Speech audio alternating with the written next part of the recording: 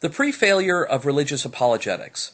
This is my 100th video, and I thought it would be a good idea to do a video not just limited to one specific Christian apologetic argument, or even to Christian apologetics in general, but to speak more broadly of a fundamental problem with religious apologetics. And I hit upon this idea as I had an epiphany as I was trying to break down the presuppositional apologetic argument.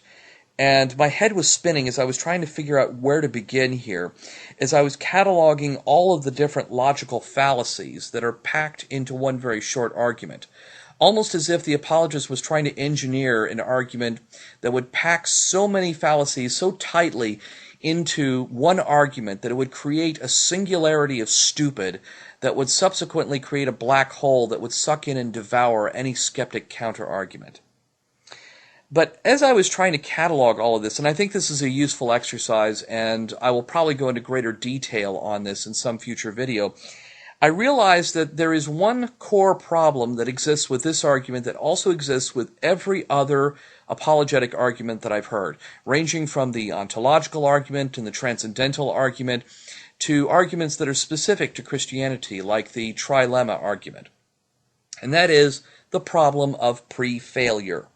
You have already, as the apologist, failed before you have even finished your argument and before I have even gotten started in breaking down this argument, figuring out where all the fallacies are and pointing out where all the weaknesses are and coming up with a counter-argument. And I know this is a bold claim here, but by the end of this video, you'll understand why. First, a little bit of background here. The burden of proof lies with the person who is making the claim. And as Carl Sagan observed, the amount of evidence we typically require scales proportionally to just how outlandish the claim is. As he put it, extraordinary claims require extraordinary evidence. Now, to any apologist who disputes this, understand that you engage in the exact same critical thinking in all areas of your life outside of your religion. Consider how you would respond to 3 different claims about someone's dinner time activities, just as an example.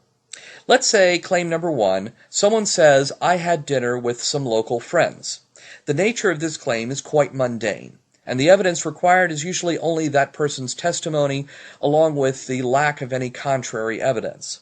The default reception is going to be acceptance. Claim number 2 is, I had dinner with the President of the United States. The nature of this claim is quite extraordinary, and it's going to be met with skepticism unless the claimant is someone extremely important, say a reporter or a head of state or a particularly powerful politician or a particularly notable lobbyist or something along those lines. The evidence that is going to be required goes beyond simply a friend of theirs saying, it's true, I saw the whole thing. The evidence that is going to be required is documentation from some reputable source, like, say, a newspaper article. And until that burden of proof is met, the default reception is usually going to be skepticism. Now consider claim number 3. I had dinner with some deceased relatives who are back from the dead and feeling much better now.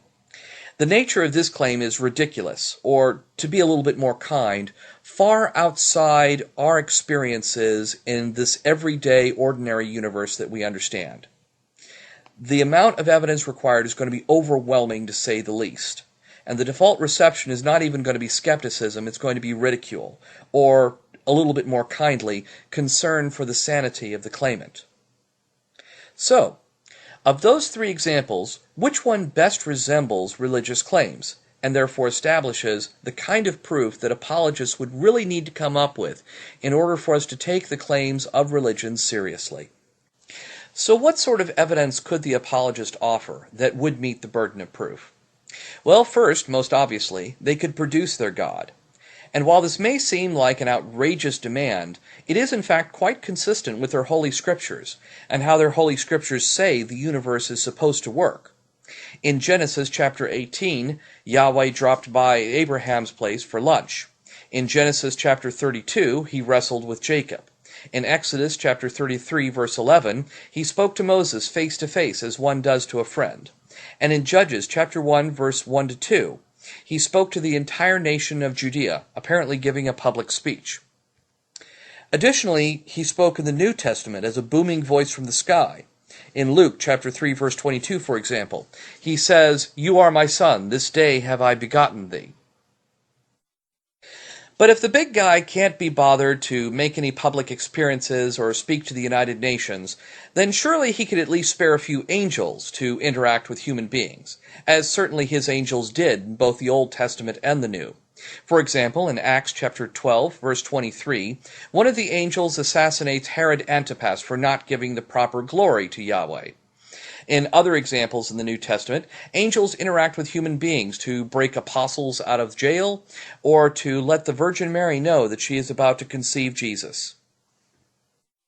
But if the angels can't be bothered to come down and give a talk to any skeptics, then perhaps the Christians themselves could give demonstrations of the power of their faith that would be consistent with what Jesus said we should expect to see.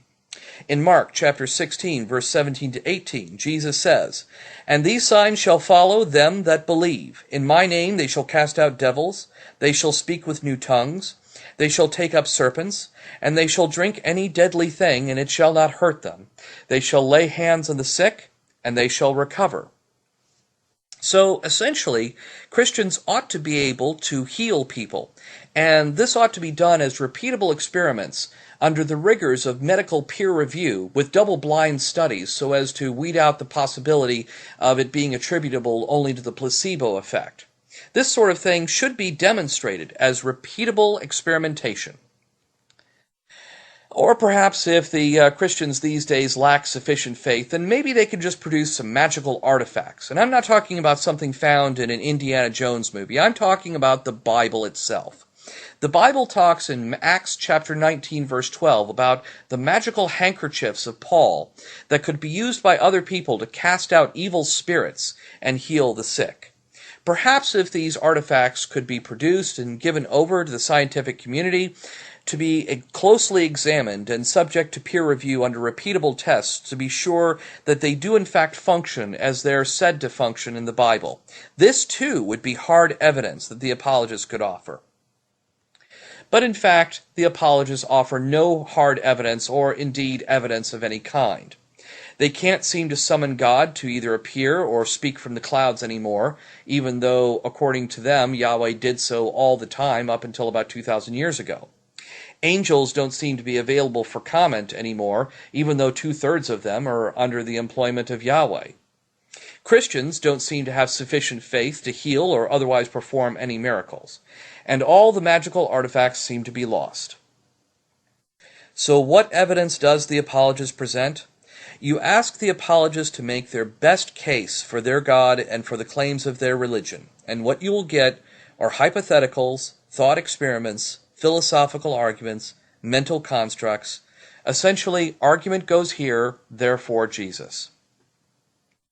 Now, please don't get me wrong. I am not suggesting that philosophical arguments aren't useful to understand our world, and neither am I suggesting that faulty philosophical arguments shouldn't be addressed by skeptics.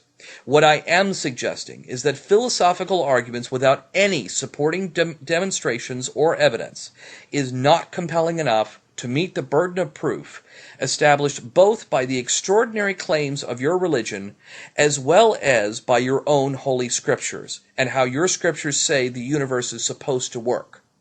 At best, all you have, even if nobody can present a logical argument against anything you have to say, at best you have an unproven and untestable hypothesis.